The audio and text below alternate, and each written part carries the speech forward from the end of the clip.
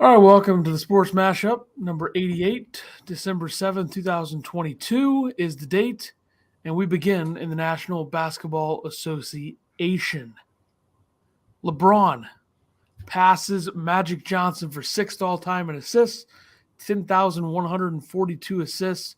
He stands alone now behind Mark Jackson, who had 10,334. Really the best point guard of all time, really, Steve Nash, 10,335. Chris Paul, 11,071. Jason Kidd, 12,091. And John Stockton, 15,806. The only ones ahead of LeBron. Longevity matters. Yeah, out of this, I mean, how far do you think he can get up this list? I mean, Chris Paul is still playing, so his number is going to keep going up. I think he could probably pass Nash, I would say. Yeah, because if we get 1,000 more while Chris Paul's playing, yeah, he could get to number 4. Like Chris Paul may be able to get past Jason Kidd. Probably not. Depending on how long he plays. I mean, this was Monday, I think, stats. So I mean, he's less than 1,000 behind him. I think he just came back, so he's probably just about 1,000 behind Jason Kidd. The days of Chris Paul playing more than like 65 games in the regular season is over. So I think that's the thing that's going to hold him back the most, because he missed like a lot of games already this season, and this is, I think they're 25 games in. So yeah, it's going to hold him back, I think. What's like an average assist year from?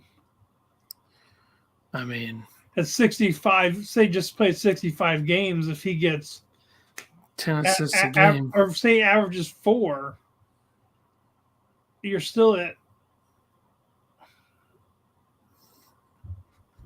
He usually averages around 10. Well, I mean, that right there is 650. I mean, maybe if he plays enough the next few seasons, I don't know. I mean, he plays 2 seasons and averages 7. He passes Kidd. We'll see. Then you had Harden returned, I believe it was last night, and goes 4 for 19 in his return from his injury. I forgot he existed, to be honest. I've been seeing him at the Philly games, though. Went off when Darius Slay got a second pick because they tried taking Darius Slay off the field, and he told the other defender to stay off, and then he got the interception. There you go. All right, let's go to the NFL. Week 13 recap. You had Thursday Night Football, Bills. Patriots. I didn't even write that. Bills beat the Patriots 24-10. Pretty much over from the start. New England cornerbacks were put on islands on every receiver for some reason. It was like, oh, Stephon Diggs? Yeah, we're just going to one-on-one you.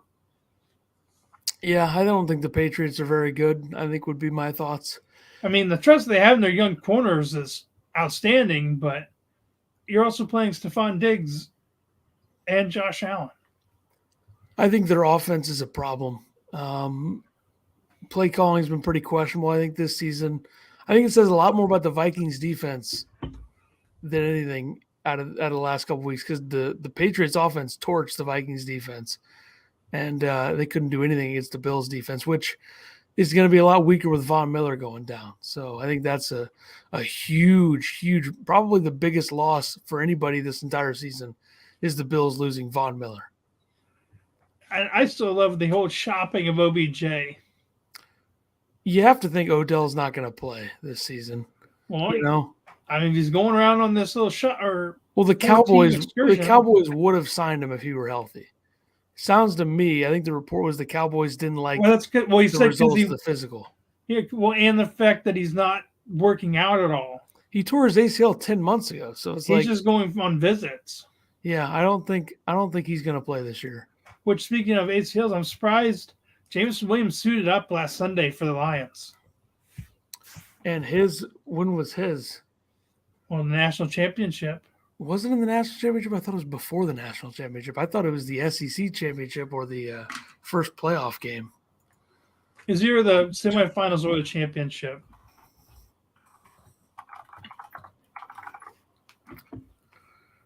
While he's looking that up, he had the Steelers beat the Falcons 19-16. Falcons struggle again, and Steelers defense helps them win. No, didn't T.J. Watt get hurt again in this game? Did he? I don't know. I wasn't really paying attention to this game. But the Falcons once again are staying in games and not giving up more than 19 points. It was a national championship game. Jameson Williams torn ACL early second quarter. Yeah, I don't remember that. And then the guy who they brought in was a freshman to play behind him, and then he transferred out after the national championship game. I think Mechie got hurt in that game too. He's in Houston now. But, the Falcons really losing their opportunities, all season. They should have more wins than they do. Obviously, the Commanders game last week was the same thing. Yeah, for how they started, they could be winning the NFC South right now. I think whoever wins the NFC South, it's probably going to be Tampa, is going to get absolutely destroyed by the Cowboys in the playoffs. If that's their matchup. I'd have to think. I think it's automatically going to be their matchup unless it's either going to be Philadelphia or Dallas, because whoever wins the NFC South is going to be the 4, and then whoever finishes second in the NFC East between those two is going to be the 5. So that's kind of – you're going to hear a lot of people saying that they should change the system, which it's just how it goes every year. But and then you had the Packers beat the Bears 28-19. Rodgers still owns the Bears. Surprise, surprise. Yeah, this has kind of been the typical Packer-Bear game the last few years where the Bears get a lead and then – the Bears are also in a rebuild. The Packers may as well be. They're a terrible football team. Yeah, but, you know what I'm saying. Then, rushing leaders after week 13, the top guy is Josh Jacobs at 1,303. Then Nick Chubb, Derrick Henry, Saquon, Dalvin Cook, Miles Sanders. And at 7 is Justin Fields. So for the people who say he's a running back, they're pretty damn right because, he's ahead of Damian Pierce, Jonathan Taylor, and Tony Pollard. He did throw the ball pretty well in this game, but I think the big factor with that is that the Packers defensive coordinator, Joe Barry, just loves to play as soft as possible and give quarterbacks open lanes to throw into. But he made some nice throws, then obviously threw a couple picks late. He ran all over the Dolphins too, because what was it? Their coach was even telling him to stop running. Yeah. But this is a pretty typical Packer-Bear game, so no surprise for me. The Lions beat where was Aaron Jones during this game? He got hurt like twice, I think, in this game. Like he had a shin injury, he was questionable, then he came back, he went out again. I think they're just like, well, A.J. Dillon's a December guy, so just toss him out there. Yeah, because of course the guy I played had 2 guys get on IR that he had to put on his bench, and he puts Dillon in, and then Dillon goes off. I'm like, great. Yeah. The Lions beat the Jaguars 40-14. Trevor Lawrence goes down. Lions absolutely obliterated him. It wasn't even close from the start. The Lions get a little pub out there that they might not be that bad of a team. And the good thing for them is that they have a better record than they should, but they have the Rams pick. And the Rams don't look like they're going to win a game anytime soon. And they got Jameson Williams back. Yeah, he only had 1 target in this game, but he was actually on the field running routes. So you have a third option now with Amon St. Brown and DJ Chark, and then throw Williams in that mix. Goff threw for like 340, but Lawrence going down. I think their backup is CJ Beathard. Yeah, that's not ideal. So, that holds the judges to their game against the Titans this week on who's going to start. Yeah. But Beathard's had success as a backup like he did with the Niners, but he's also throwing to his college tight end and George Kittle. Yeah. Then you had the Vikings beat the Jets 27-22. The Vikings D holds off the Jets attack mid-game to help them lock in the win. The Jets had ended the half of the field goal and then made 3 more straight field goals. They score 1 more touchdown there. It's a different ball game. Yeah, they had a lot of opportunities late. The Vikings are not like – I know that their record is 10-2, but it's like, come on. You really think that that's an elite football team? Like, I just don't see it. Their I defense is bad. I know they were good in this game, but they have a bad defense. And if you turn over, they have mostly one-score games. So you flip that, they would be a terrible football team. So it's just like, I don't know. I just don't buy this team at all.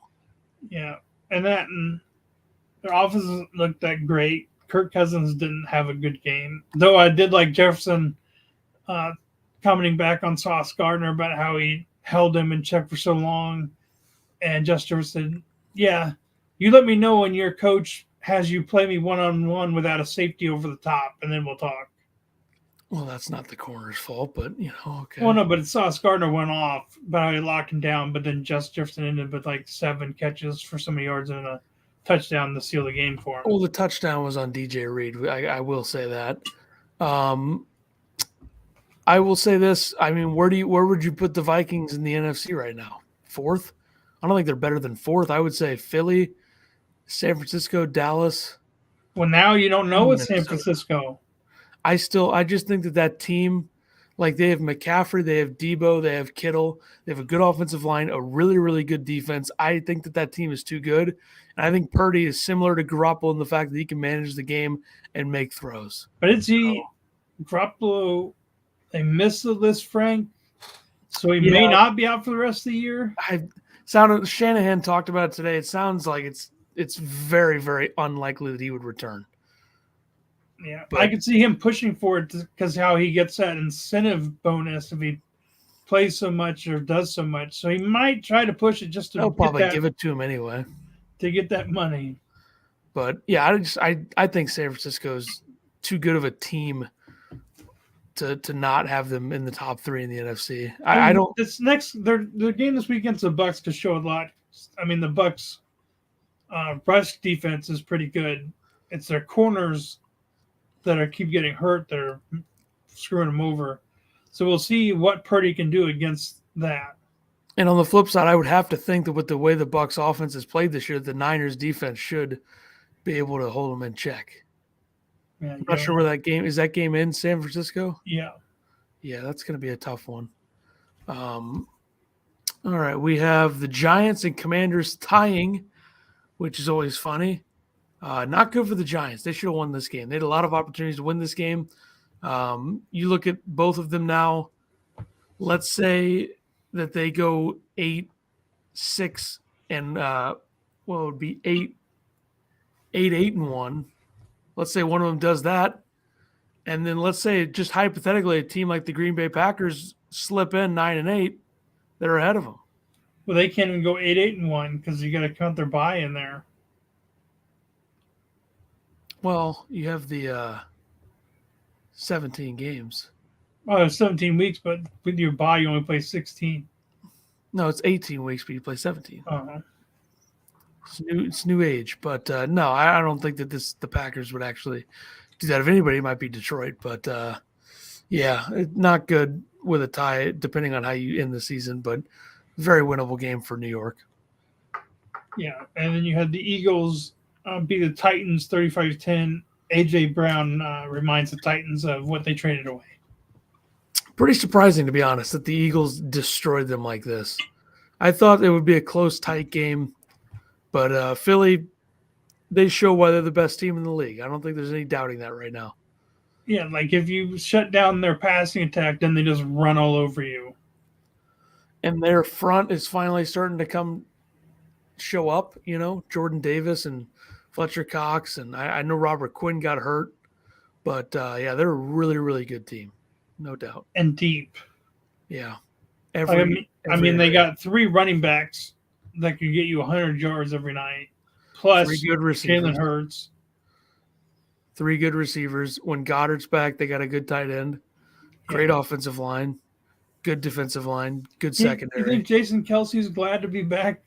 How he talked about retirement, and then he's like, no, I'll come back. Yeah, I think he's happy with it. Let's see. The Ravens beat the Broncos 10-9. The Ravens lose Lamar Jackson injury. Doesn't matter because the Broncos are just so bad at football. Like, it's embarrassing how bad this team is. The most embarrassing season by any team by a mile. When you trade multiple first-round picks and players for a quarterback and you can't even score points. I mean, do they have the least amount of points in the league? I mean, you would have to think. I definitely would think so. I mean, this is like all-time bad season. This is like you don't ever want to see a coach in his first year get fired, but like how the hell? Well, I don't know about all-time bad. You have the Lions who went like 0-16. But yeah, but like the Lions, Dan Orlovsky was on that team as their quarterback.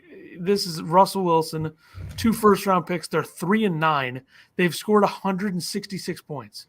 And I'm guessing the other closest team would be, you would presume, the Texans at 188. Yeah, they've scored 22 less points than the freaking Texans.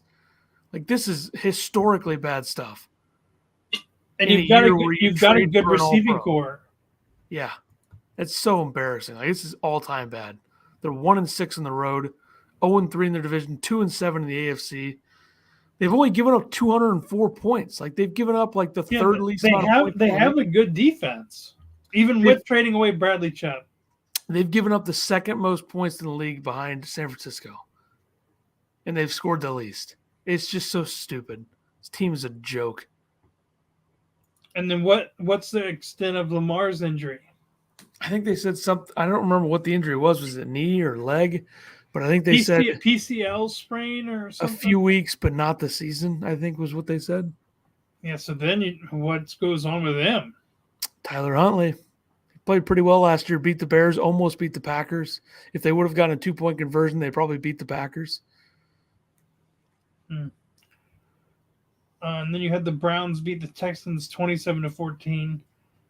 Browns win ugly. Watson, not the showing everyone anticipated. I mean, most of the points were on the defensive side of the ball. Chubb didn't do much of anything. He looked like a quarterback that hasn't played in a long time, I would say. And the Texans are so bad that you can get away in games like this. If you had the Browns defense in fantasy, you're feeling pretty good. I'll say that. Yeah, or the Eagles defense last week, because that killed me. Yeah. Speaking of the Niners, they beat the Dolphins 33-17. Jimmy G. I wrote that he broke his foot, but they thought he broke his foot, but apparently not as bad as that. But Robbie Gould doesn't have a broken foot, so that's good for them. Yeah, because he kicked like 4 field goals in the second half. I think everybody who watches football saw this result coming, you know? Huge test for a Dolphins team on the road. I didn't see it being this big, especially after Jimmy G went down. Well, that's the thing. With Jimmy G, he's not a star. This is not Mahomes. This is not Burrow. So it's a game manager. You can win without Waddle got hurt early. Tua just facing a great defense, struggled. The Niners, I think, are the most complete team in football outside of Philly, I would say. Even with Jimmy G out, I would say that they're right there. I would say the Bills, but I think the Bills' defense is in serious trouble without Von Miller. Yeah, I don't know. And then you have the Seahawks beat the Rams 27-23. Rams stink. Need a quarterback like now. And then the Panthers. Baker Mayfield. Yeah, the Panthers released Baker Mayfield and the Rams signed them, which was talks that the Niners were going to sign him. I think it says a lot about how the Niners feel about Brock Purdy. I would. Can you imagine what McCaffrey would have been like if they signed Baker? He'd be like, God damn, I just got away from him. Yeah, that had to be a factor there as well. I would say if Baker Mayfield starts for the Rams tomorrow night, it's going to be something. I will say that. You think there's anybody like a non-backup, like a guy that's played in the league that can come back and play? Let's say like Cam comes back to the Niners. I don't think Cam Newton can throw. I'm just spitballing. Like, I mean, him and McCaffrey already have the chemistry and the old dump passes and all that. And he's got all the speed. Has he been out too long? Yeah, no, Philip Rivers. I just meant like Newton's kind of younger. I think Brock Purdy's a guy. I really do. I think you can win with Brock Purdy. I think he's like a Jimmy G type. I think he's like Jimmy G. Hey, I'm not doubting. I was just spitballing a thought. Shanahan's one of the best offensive coaches in the league. I think he can win with them too. But like I said, the Raiders and Rams play tomorrow. Baker playing for the Rams 3 days after signing, being claimed by them is going to be interesting if he does play. I will say that. Speaking of the Raiders, they've won, I believe, 4 in a row. They beat the Chargers 27-20. Devontae Adams takes the game over. And if the Raiders wouldn't have let all those early games slip away, they would probably be a playoff team. Yeah. They've been like over, like, they're 5-7. They've been totally overshadowed with how big of a joke the Broncos are. And getting these 3 wins with Waller and Renfro on IR. What helps when you have, one of the best receivers in football, probably the best, Hibbert Jefferson. And Josh Jacobs has returned to form. Yeah. So if they don't have a running game, that's going to change. That changes everything. Devontae had 177 and 2 touchdowns in this game. I mean, Devontae Adams has 1,100 yards, 12 touchdowns, and I don't think we're talking about it enough. I got to be honest. Yeah. Well, plus the Chargers are missing their best 2 corners. Well, this division was all hyped up about how good it was going to be, and same old, really. Chiefs dominating. You had the Bengals beat the Chiefs 27-24. Burrow is 3-0 against Mahomes. Seems like the Bengals defense really knows how to attack Mahomes and the Chiefs, keep them in check. Yeah, I mean, and it doesn't seem like the Chiefs are running the ball as much as they have in the past. So 2 of those games that they've played were in Cincinnati, and the other one was the AFC title game at Arrowhead last season. So I feel like Burrow knows how to win these types of big games. And I think that this Bengals team, ever since the Browns beat the hell out of them on Monday night, they've woken up. Jamar Chase is healthy again. I think the Bengals are right back in the mix. I think top 4 in the AFC. And did this without Joe Mixon. Yeah. Yeah, they can win in a number of ways. Speaking of being able to win in a number of ways, the Cowboys this game was closer than the score. Cowboys beat the Colts 54-19 on Sunday night. The Colts were down 2 going into the 4th. Cowboys scored 33 points in the 4th quarter. So, Matt Ryan, good stuff. Yeah. Well, I mean, the one to pick in this was another tip ball. I don't think, I mean, you're hating on him. I don't think he's playing as bad as how you talk about him. Well, but I mean, Michael Pittman is getting like 4 drops a fucking game. Like, can you hold on to the ball? Yeah.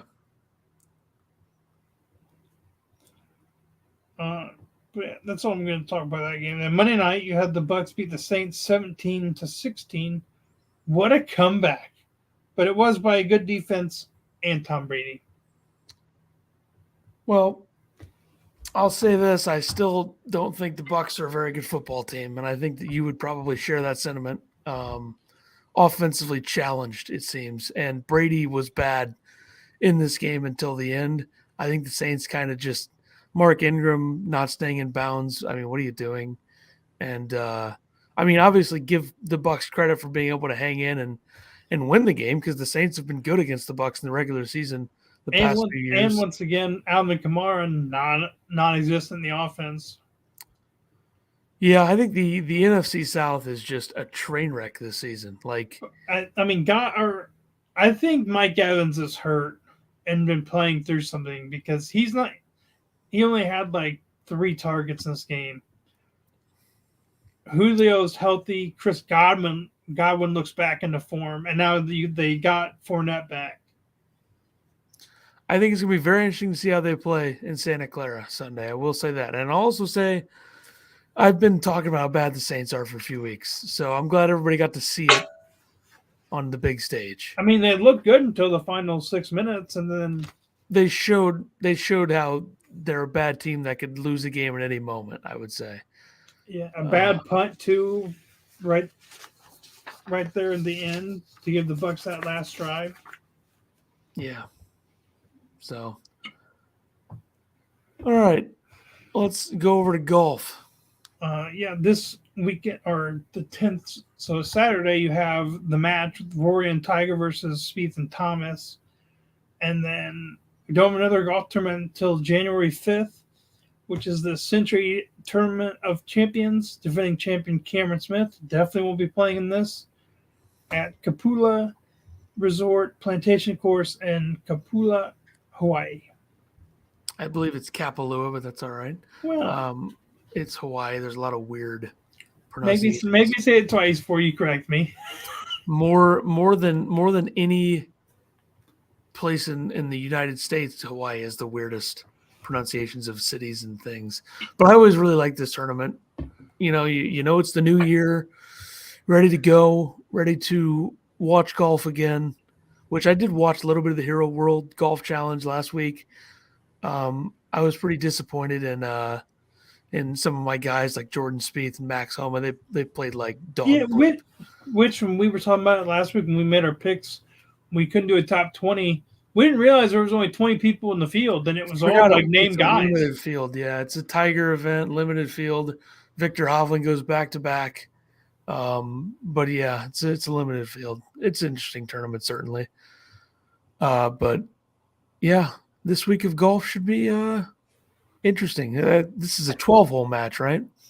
I believe so. Match number 7. Where's it at again? I want to say Vegas.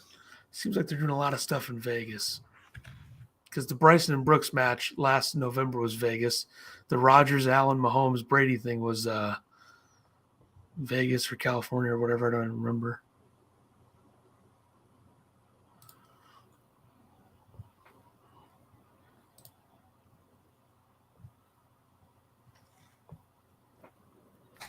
Oh, no, it's at Pelican Golf Course in Bel Air, Florida. Florida would have been another guess I would have had, certainly. You know, where Tiger lives now. Tiger's a big Florida guy, yeah. It'd be sweet if they do one of these at like Michael Jordan's private course in Florida. I wonder if Michael Jordan would ever do a match. Doesn't seem like the type of guy that would, but it'd be funny to get somebody like him and, you know, another NBA former player who plays a lot. Well, the perfect answer for that would be Barkley, but I don't think that they're on speaking terms. So I would say MJ and like Ray Allen or something, or Vince Carter. That or just totally mix it up. Put like MJ and John Daly on a team, and then put another former golf pro and another. Does Larry Bird play golf? That would be interesting. I would assume he was in Space Jam with him. Larry Bird or Magic Johnson. Perfect. Put Bill Murray and a former golf pro. Good. All right, let's do college basketball. The ACC Big Ten Challenge. The ACC takes it 8-6. Another embarrassing year for the Big Ten. Of course, this will not be happening, and this was the last one. So, wait, it's done? Yeah, I think the ACC is going to, like, they're doing it with somebody else now. I can't remember, like the Big 12 or something. They're dodging the Big Ten. They know that they're about to get taken over next year, but that's all right. Well, I mean, in the last couple of years has been the Big Ten winning it. We had some terrible losses by the Big Ten in this event, like Wisconsin losing to Wake Forest. That's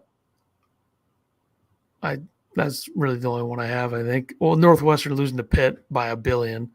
But, you know, Illinois had their guy. Illinois, Purdue, they took care of business. Indiana, they took care of business. They had their guy.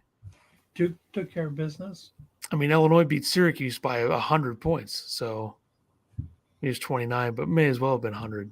Syracuse is horrible. Then you had the Big 12 Big East battle. The Big 12 wins 6-5. Didn't keep that close of an eye on this. I knew the games were going down. I watched them, but I don't really treat this as like a keeping score thing. No, and this was a long stretch out. This was like a Monday through Saturday where the HC Big 10 one is done in 2 days. Yeah, it's much more buttoned up, much more official, much more advertised, I would say, than the other one. Obviously, you had the Jimmy V Classic last night. Madison Square Garden, always a great event to honor Jim Valvano, the late great head coach, NC State. Always a great event. And Dickie V back on the mic. Yep, Dickie V doing the nightcap with Duke and Iowa. Number 15 Duke beat Iowa, and number 17 Illinois beat number 2 Texas. So Both of our in teams getting overtime. wins. Yep, in overtime, 85-78. Both of our teams getting wins in this event. I will say I wanted Iowa to win, but I didn't really care that much. I wanted to support the Big Ten, but I don't like Iowa, so it was kind of a tough spot to be in. And I don't really have a feeling about the result. And I'll say this: Duke is way more talented, way more athletic than Iowa. So I felt like we should have all seen that coming. Yeah, once they get their guys who are hurt the end of the year back, Whitehead and Lively, when those guys get going, Filipowski's been good. I think Proctor's a guy.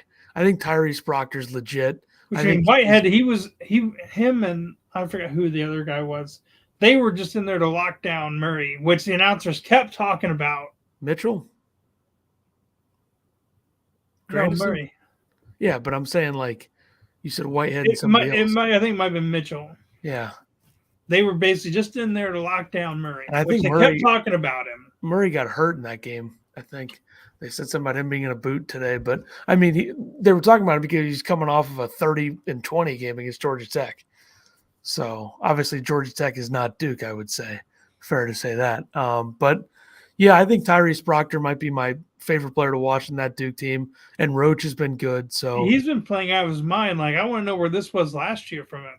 Yeah, he's turned into kind of a little bit reminds me of the jump that Wendell Moore made from a couple seasons ago to last season. When he stayed. Yeah. Everyone thought he was going to go, and he was like, no, I'm going to be the only one not to go. I said at the beginning of the season that I think this Duke team could be the best team in the country when we get to March. I don't know if that's actually going to happen because of teams like UConn and Houston being as elite as they are, but I think that this team is as talented as any. And the thing is they have depth at the guard position and at the front court. And I think Shire right now is a little bit more capable of running more complex offenses than Coach K was at the stage of his career last year. Yeah. I think that changes things as well. I think that John Henson, who's a former North Carolina guy, was on a live stream post-game last night talking about how Duke runs a lot of like NBA wrinkles in their offense, which I think is a huge help when you have a bunch of guys that are going to be NBA guys eventually. So yeah, I think that they're going to run through the ACC. I think the only team that's near them is Virginia. And Shire was a smart ball player when he played. And the reason he didn't play in the NBA was because he had his retina injury where he went and played in Turkey for a couple of years.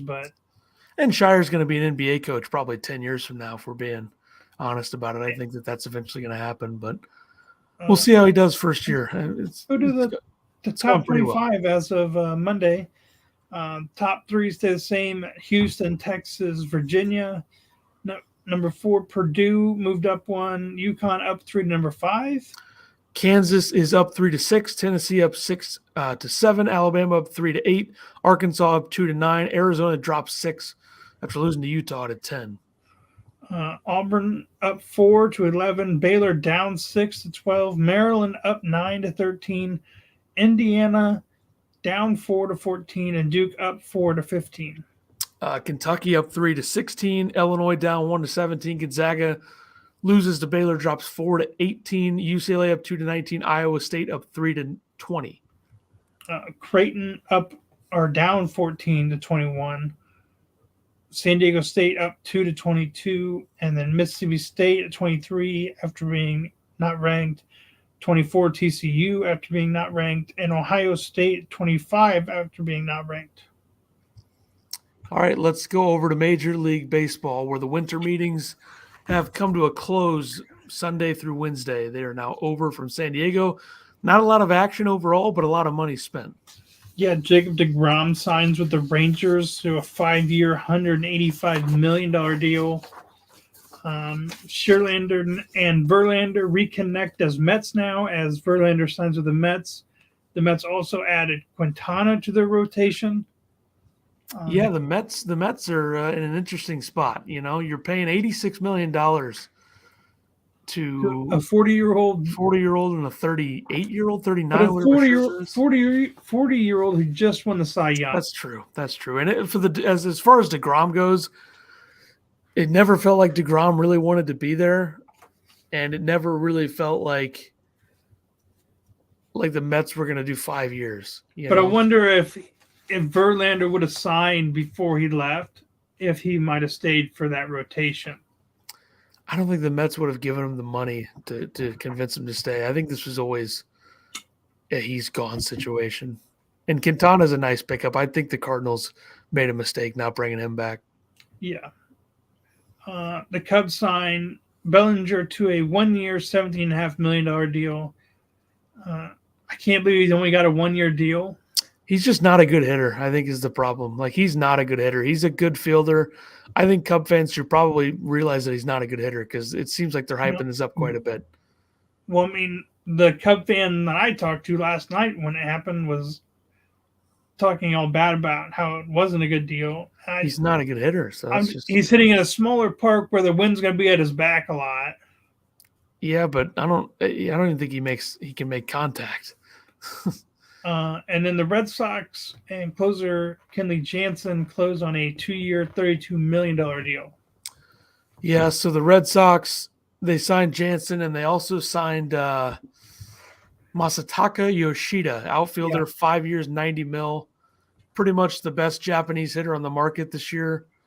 It sounds like they could be bringing back Xander Bogaerts as well. Still some dominoes to fall in the shortstop market with Swanson, Correa, and Bogaerts still out there. If you want my prediction right now, I'll say Bogaerts goes back to Boston.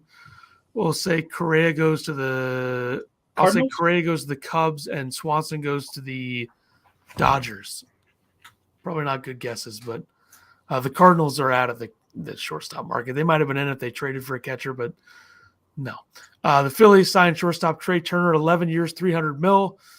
I love Trey Turner. He's one of my favorite players to watch. I think he's fantastic, but man, 11 years. Woo. Yeah, Ethan and I were talking about this earlier. Like, I've always wanted to be a Cardinal. Like, before he went to the Dodgers, I wanted them to get him because, A, he fields really well, he gets on base, and he's got speed. And he's the best slider in the game. That too. But did you look up how old he was? So, like, how long this deal lasted? I think he's 30. I'm almost positive he's 30. So this will go through his age 41 season. And I would think the Phillies can win a World Series in the next 11 years. Like, you look at that lineup with Harper, with Real Muto. Harper's out for the first half. Yeah, but he'll be able to hit when he gets back. And you have Trey Turner now. Yeah, this is a good team. Aaron Judge, after all the drama last night with John Heyman, who's just a terrible reporter. Let's just be honest about it. He's terrible. He started saying like that he was signing with the Giants. He said, looks like Judge is heading to the Giants. First of all, his first tweet said Arson Judge. Misspell. Then he tweeted, Aaron Judge appears to be headed to the Giants. Then he deletes both tweets and says, look like I jumped the gun. Yeah, you're a Giants fan. You want to kill this guy. I saw like a Giants player was like, oh, way to get me all excited. Logan Webb, yeah, pitcher.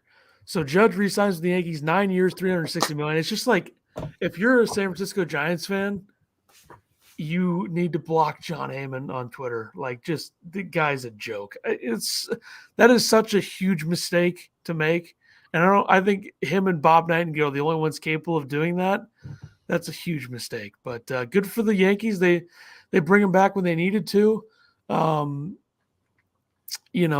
sounded like the Padres came in with a $400 million offer, which that would have been filthy. You get Tatis back, you have Machado, Soto, Judge. That's just disgusting. If Judge would have went to the Giants, there was the potential starting lineup with them would have been Lamonte Wade Jr. or Luis Gonzalez in left field, Aaron Judge in right, Jock Peterson as their DH, J.D. Davis first base, Mike Yastrzemski at center, Wilmer Flores third, Brendan Crawford shortstop, Thairo Estrada at second, and then Joey Bart at catcher. I don't know if that's a playoff team, to be honest, but especially in that division. Was just a potential lineup for them if they would have got him. But the Giants pretty much offered the same thing as this. Padres offered more. He opts to stay in New York. I think it's a smart move by him, legacy-wise. Like where would – if they signed him, he would have just been going to be a DH. San Diego? Yeah. I think he would have played center. He played a lot of center for the Yankees last year. And him in that ballpark, He would have hit Because I mean, you couldn't, 60 every year. you wouldn't have moved Soto. You'd keep Soto in right, have him in center, and then like Jerks and Profar in left. Or someone Or similar. Tatis, because you don't know how well he actually plays short. That's true. And they tried to get Trey Turner as well. They offered more to Turner. They offered like $350 to Turner, and he decides to go with the Phillies. So, Which that offense would have been nasty with him in that. yeah, the Padres have tried to get their payroll to $1 billion, but they just keep failing. Remember, they tried to get Scherzer and Turner when the Dodgers got him, or at least they tried to get Scherzer. Yeah. So, and then you had our team, the Cardinals, signing catcher Wilson Contreras, 5 years, $87.5 million. Don't love the 5 years. Would have preferred 4, but I think the money's good. His projected contract going into the offseason was 4 years, 84. Add the year, add a few $1 million, and I think it's a good move. You're going to instantly have him as your 5 hitter. He's a much better hitter than what they've had at the catcher position for a while, and he's not the greatest fielder, but he's got a really good arm. I think this makes a lot of sense, especially since 4 or 5 years from now, he can be a guy that you could move to the outfield, have him at DH, do a lot of things with him, depending on how Ivan Herrera comes along as a prospect. But I like this move a lot, although Sean Murphy probably a better fit. It sounded like the asking price for the Athletics with the trade would have been far too much. Yeah, I just hated, like, they treated Carson Kelly like he was the next Yachty, and then they dealt him away. And then who was the backup last year? Kisner? Yeah, it's like they never give the backup a chance. I don't think Kisner was the guy, though. You know, I understand Carson Kelly, but you also traded Carson Kelly to get Paul Goldschmidt, so they're fine. Yeah, I know. So, but I mean, we don't get any extra speed with Contreras either. No, I don't really think you need that though at that position. I think that you need a better hitter, and they got that. And I think the fielding is not bad enough to the point where it's not worth it. And I always like stealing a player from the Cubs. You know, Yeah, I just don't want another catcher who hits in a lot of double plays because he has exactly 0 speed. He's a little bit faster than what Yachty is. You know what I mean? More athletic, yeah. All right, the NHL Avalanche star Nathan McKinnon is out for 4 weeks, upper body injury. Their forward lineup right now is horrendous. There's like, for the casual NHL fan, which I know a little bit more than the casual NHL fan probably, not a big deal. I think the Avs did lose tonight 4-0. Nico Randon, and then it's a bunch of nobodies pretty much for most people. Like Ben Myers, the Minnesota college player that was really good that's in their lineup, and it's an ugly lineup right now because Landeskog's out too. Tough spot they're in.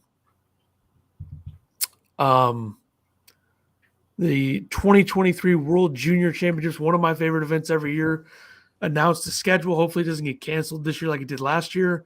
December 26th, it'll start Moncton and Halifax in Canada. It ends January 5th, 2023. Canada's group is Czechia, Germany, Austria, Sweden.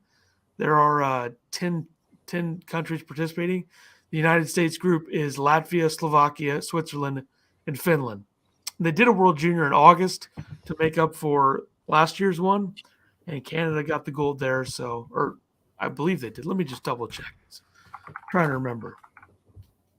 Oh, and these stats are through yesterday's game. Because I was like, the Bruins are now tied in points with them. Canada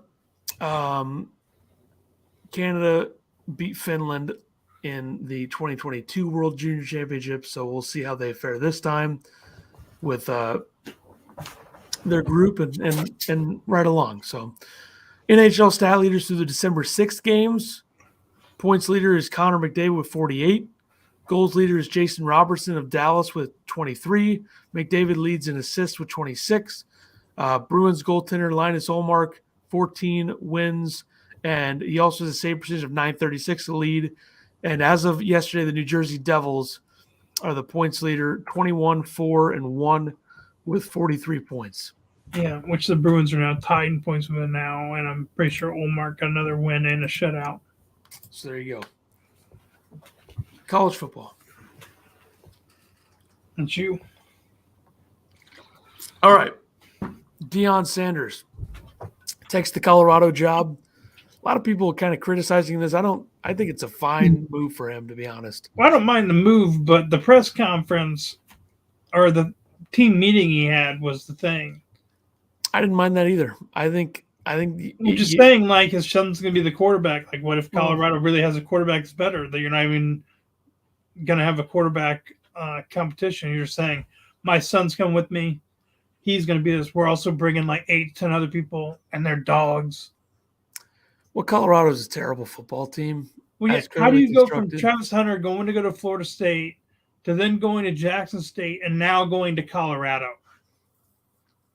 Yeah, it's a weird deal. I think you want your coach to be honest, and I think that's what Deion was being.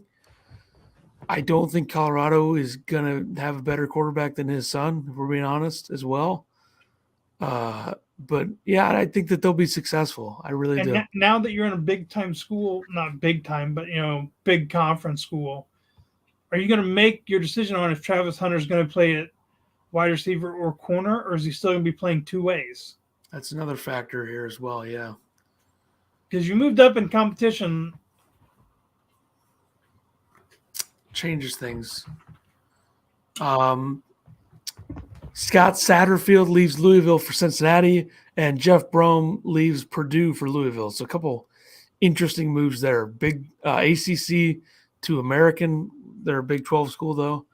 And then Big 10 to ACC.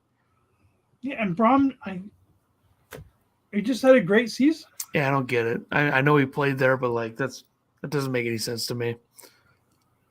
And then last weekend you had Utah destroys USC 47-24, knocked USC out of the college football playoffs, and TCU gets beat by Kansas State in overtime.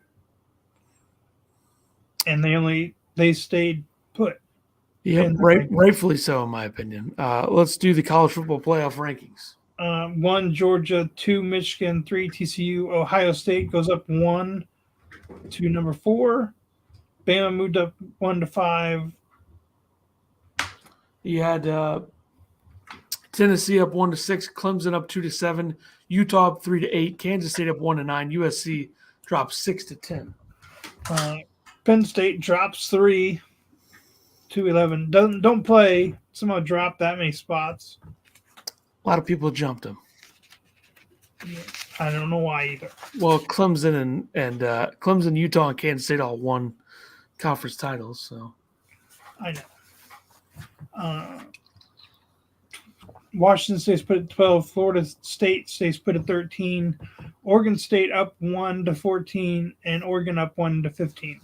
Tulane up 2 to 16. LSU drops 3 to 17. UCLA drops 1 to 18. South Carolina and Texas jump in 19 and 20. They just stayed put. Notre Dame stayed put at 21. Mississippi State up 2 to 22. NC State up 2 to 25. Troy comes in 24 after being not ranked, and Liberty finishes 25 after being not ranked. All right, let's do the picks. Where do you want to start? You tell me. We'll start with the match. I'm going with Rory and Tiger plus 105. As am I. I have a weird feeling that they're going to win, even though I don't know how Tiger's going to play. I think Rory is probably the best player in the world right now, so I'll take it. All right. I mean, Rory and Tiger didn't play in the Hero. Yeah. Spieth didn't. Justin Thomas, I don't think, did either. I think he was there. I don't know if he played. I don't remember. I think he played. I don't know. Yeah, I had him picked. Yeah. Or maybe, yeah, but he didn't play very good. Let's do the college football. Navy at Army. Navy is a 2.5-point favorite. I'm going to take Navy. I'm taking Navy as well, minus the 2.5. Let's do NBA Thursday. I got the Rockets minus 2.5 over the Spurs, and the Nuggets minus 1 over the Trailblazers. I'll take the Heat minus 4.5 against the Clippers, and the Nuggets minus 1 at the Blazers. NHL Thursday. I didn't even see a line for that Heat game. Huh. NHL, I have the Leafs minus 170 over the Kings, and the Jets minus 120 over the Blues. I will take the Stars minus 180 over the Senators and the Kings plus 145 at the Leafs. Let's do college hoops. Thursday, I have Iowa State over Iowa and Michigan over Minnesota. I have Ohio State over Rutgers and Iowa State over Iowa. Friday, I have Missouri Valley game. I have Northern Iowa over McNeese, and American East, I have Fordham over Binghamton. I'm taking Northern Iowa over McNeese as well, and I'll take Bryant over Stony Brook. And then Saturday, I have Arkansas over Oklahoma, which I think will be a real good game, and Purdue over Nebraska. Man, I really wanted to pick Alabama to beat Houston, but I'm going to take Houston over Alabama, and I'll take Kansas over Missouri. Kansas is going to humble Missouri. Which, while we're here, the lineup for Saturday, I mean, you have Penn State, who is 6-3, going to play Illini. You have the Arkansas-Oklahoma game, which is 8-1 versus 7-2. Alabama at Houston. San Diego State at St. Mary's. Could be a pretty good game. The Kansas-Missouri game. You got number 10 Arizona at number 14 Indiana. Mm-hmm. Oh, it's in Vegas. So, I mean, you got a good lineup for Saturday. Yeah, it'll be good. It'll be good. Very good. Especially when you only have the Army-Navy game in college football. This is a good spot. All right, NFL Week 14. Thursday night football, Raiders at Rams. Raiders are a 6.5-point favorite, though I am taking the Rams plus 6.5. I'm taking the Raiders minus 6.5. I don't think the Rams are a real football team at this point. I mean, I think the Raiders are going to win. It's just not going to be by 7. I think it's going to be by 70. No, I'm just kidding. We'll see. I don't know. I just don't want to pick the Rams with Baker likely the quarterback. It's just, I don't know if he's going to start with that little bit of time. Bryce Perkins is the quarterback. Sunday. I got the Vikings plus 2.5 over the Lions. This is a weird spread. Seahawks minus 4 over the Panthers. The Browns plus 6 over the Bengals. The Eagles minus 7 over the Giants. And then I took the Jags plus 4 over the Titans, but I would easily take the Titans minus 4 in that game if Trevor Lawrence isn't playing.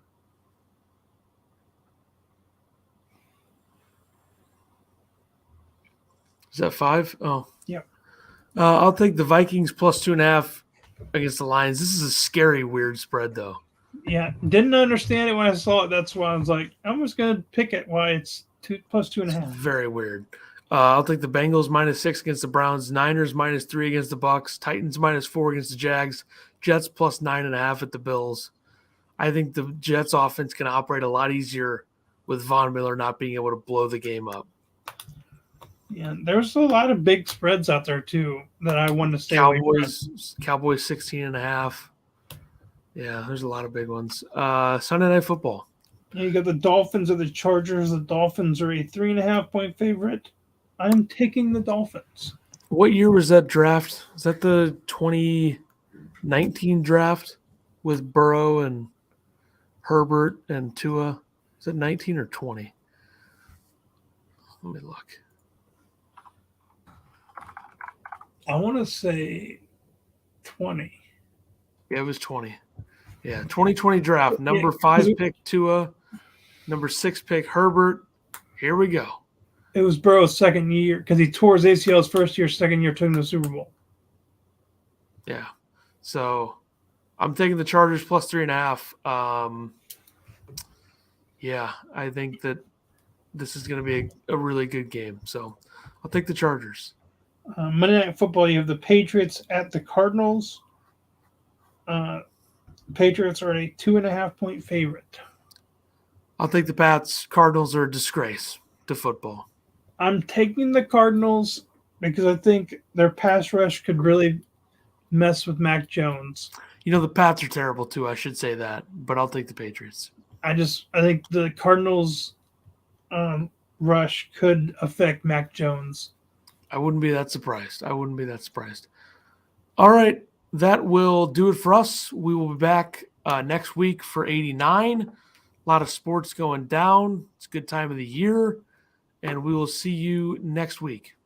Deuces.